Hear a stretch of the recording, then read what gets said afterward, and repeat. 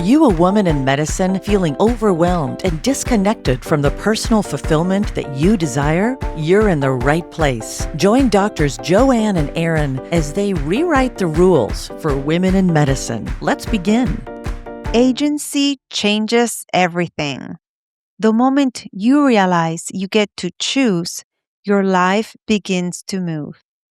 Clarity follows choice, not the other way around.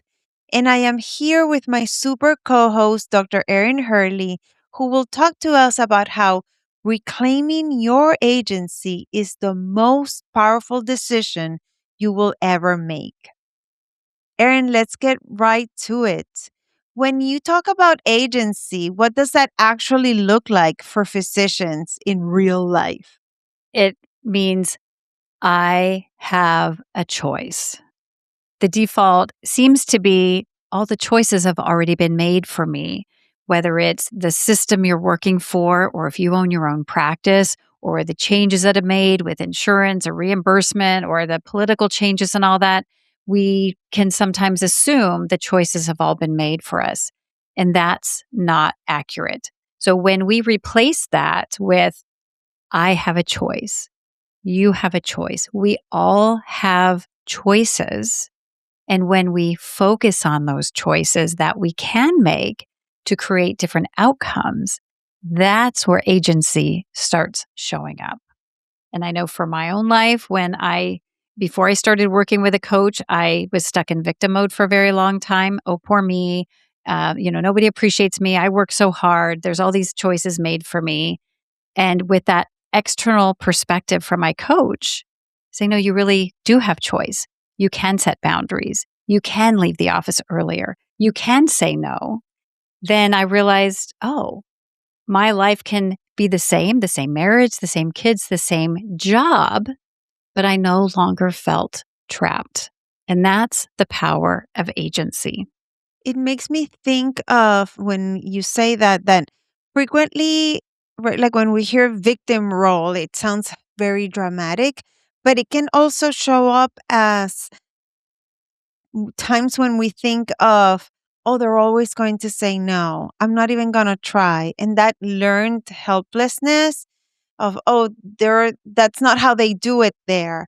And we don't even try. And it's also the reminder that it can put us at risk of feeling stuck, like there's no other way out. And then it can put us at risk of then feeling depersonalization, meaning like we don't find any kind of joy in what we do, or we're very disconnected emotionally. And those are all things that put us at risk for burnout, anxiety, depression. So this is not just about having control or making decisions, but it's really in a very protective way, mentally and emotionally. That's what came up for me in hearing you say that in such a powerful statement for all of us. Thank you for that. And we can amplify. We've talked on this show so many times about the RAS, our reticular activating system, the filter our brain uses to process, I don't know if it's billions or millions of, pieces of information, and it whittles it down to just a select few that we remember. We have agency. We have control over what our reticular activating system looks for. Is it looking for, I have no choice? Or is it looking for, how many areas do I have choice in, and how many of those can I make an impact? So we can have the same circumstances, and we can have completely different outcomes depending on how we look at the situation. And Joanne and I do a lot of this mindset work with our coaching about shifting things, sometimes turning it on its head to say, have you ever thought of looking at it this way? And challenging our clients to have a different perspective and say, are you sure you don't have any choice in this? And recognizing it's working against your brain wanting to be lazy. Your brain uses so much energy, and these days our brains are so busy. Of course it wants to stay stuck in that rut, because that's, in its mind, the easiest survival mode to go in, using less energy. So we have to take agency and overcome the maybe outdated mechanisms that our brain uses because it's trying to keep us safe. It's trying to keep us alive. It's trying to keep us surviving.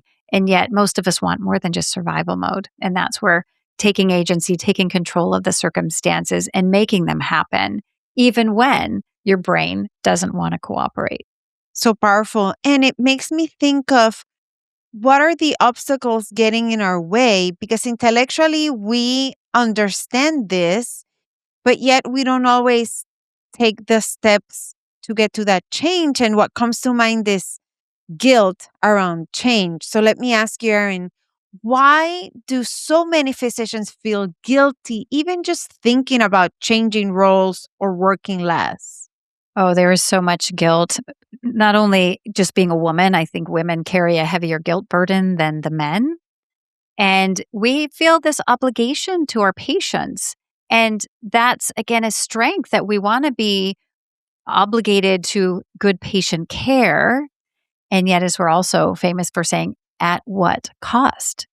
Because if you are self-sacrificing everything you have, sometimes it's your relationships, it's your health, it's your time, it's your sleep, because you feel obligated to your patients, that doesn't serve anyone in the long run. In the long run, it ends up, burning out, mental health issues, looking for a different job, looking for an escape route.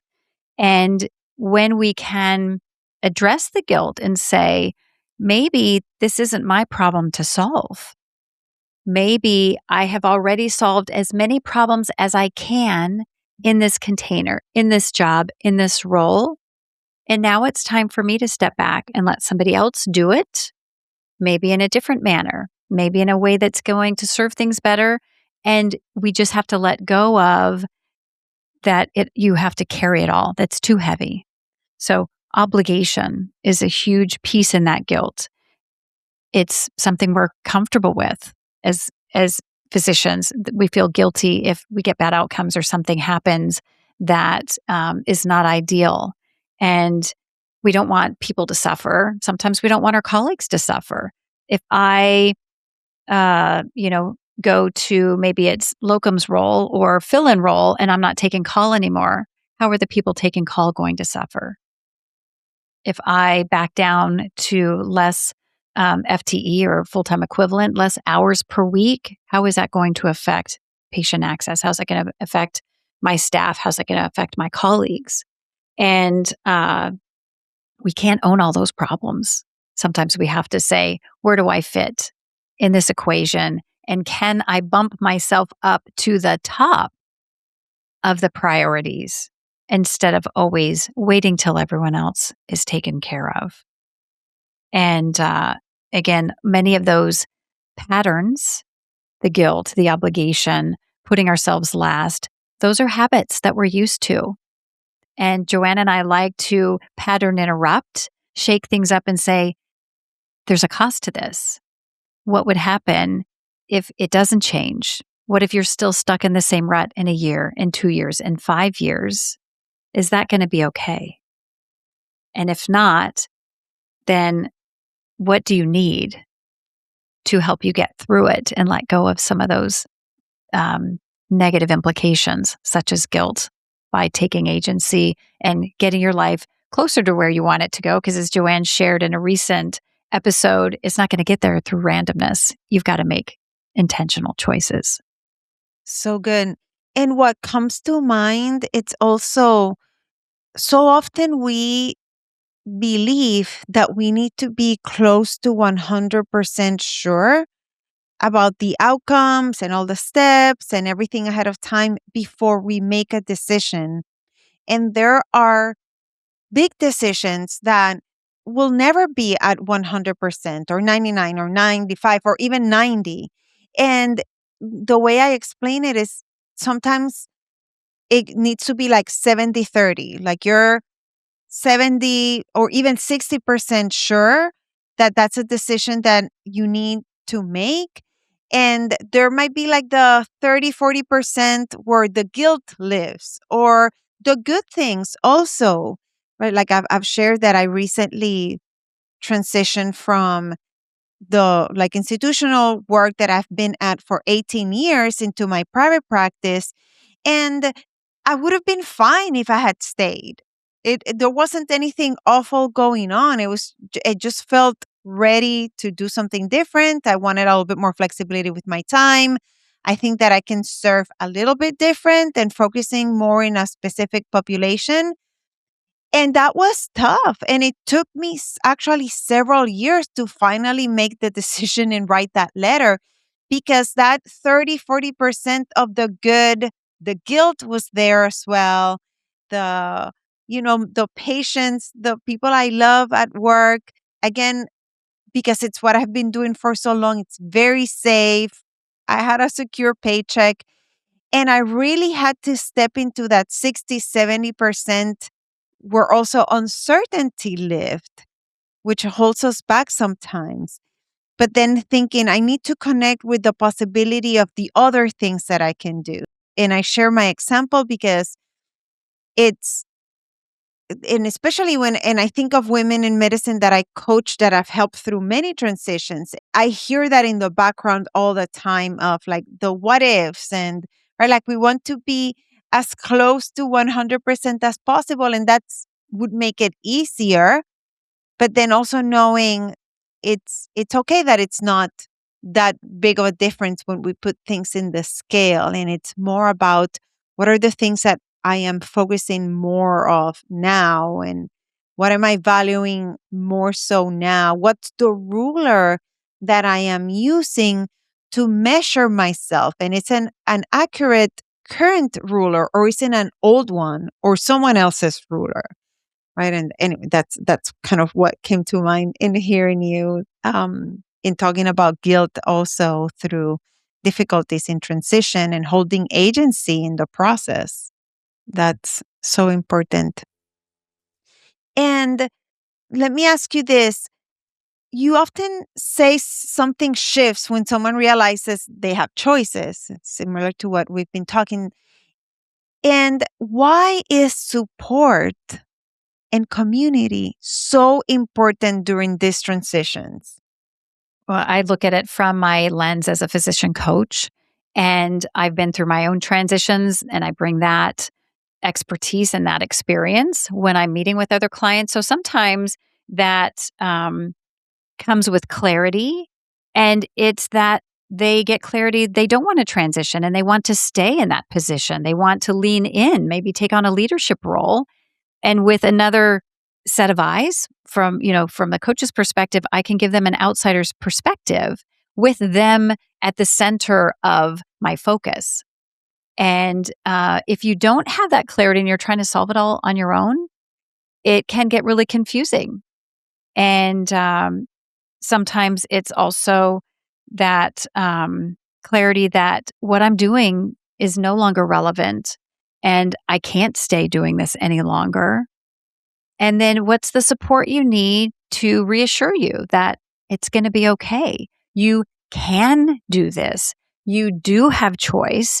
And whatever you choose to do next is not going to be perfect. So sometimes it's what's that extra perspective that's going to help you recognize what are your blind spots and what can you look to make sure you know what that, how big is your gap? Is it a 30 or 40% unknown or unsure? Is it a 50 to 60%? And how can you narrow that and know that it's time to make a leap? And sometimes it's just making a leap of faith. And with my own, like I've shared this before, when I made my own coaching journey choice to get that support that I didn't know I needed by hiring my first coach, I had no idea what I was getting myself into. I didn't know anybody who was getting coached. I just knew I had to do something differently. And trying to solve all these problems on my own for 2 decades was not getting me the clarity and the change I needed. And so I took a leap of faith and I made that decision and recognized it was a good choice. And I'm glad that I was able to make that decision on my own. And then that leads to also, there's not one right decision for you to transition to not. If you're looking at different jobs, which one's the right one for you? There may not be one right one. So again, if you can get the right support to look at what are the positives and negatives, what's the risk, what's the benefits, and help you kind of not get blindsided by your own emotional ties to one choice or another, and making sure that you're having as um, kind of a broad as needed perspective to then make that choice. And then once you make the choice, then can we remove some of those emotions that aren't serving you, like the guilt? What's going to happen if I transition? What's going to happen if I back down on my part-time status?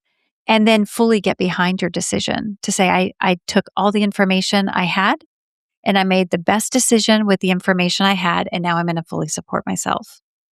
And what I see when I see clients going through these big decisions, and I've had several clients just recently go through some big transitions, when they recognize they do have agency, they don't have to be stuck.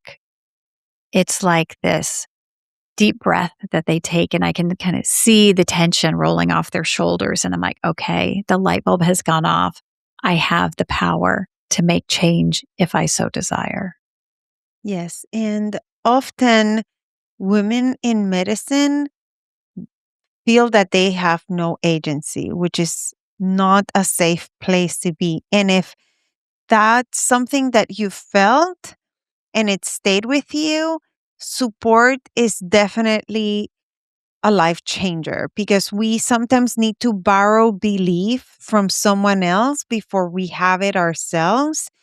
And that's how we move forward. We don't want anyone feeling that they're stuck more so than the reality. There's, without minimizing the facts that things do happen, but the reminder of there's always options and the possibilities. And frequently when we're in that place when we feel like we have no agency or it's on and off, support can make a difference. Having someone, like Erin was saying, help you see what else is out there for you.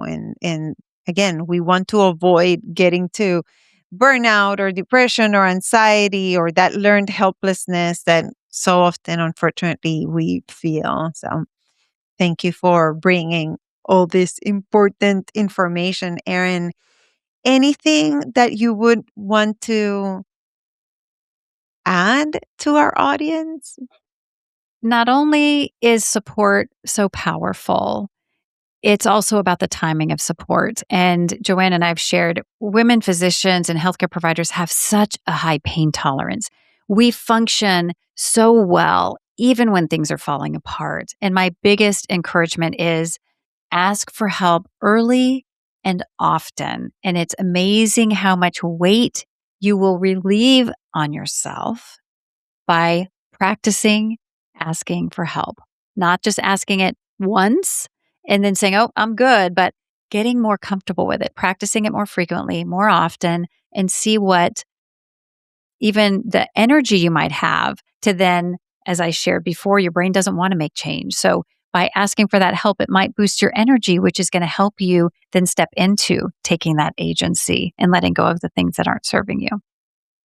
Thank you. I am so glad that we're having this conversation.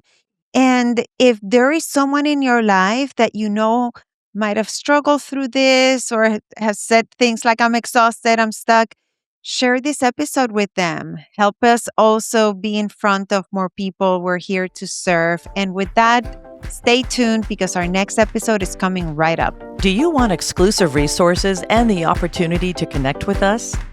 Then visit createmeaninginmedicine.com now, where you'll dive deeper into how you can create meaning in medicine. And if you're serious about optimizing your results, take 2 quick steps now. Connect with us on the website and tune in to the next episode.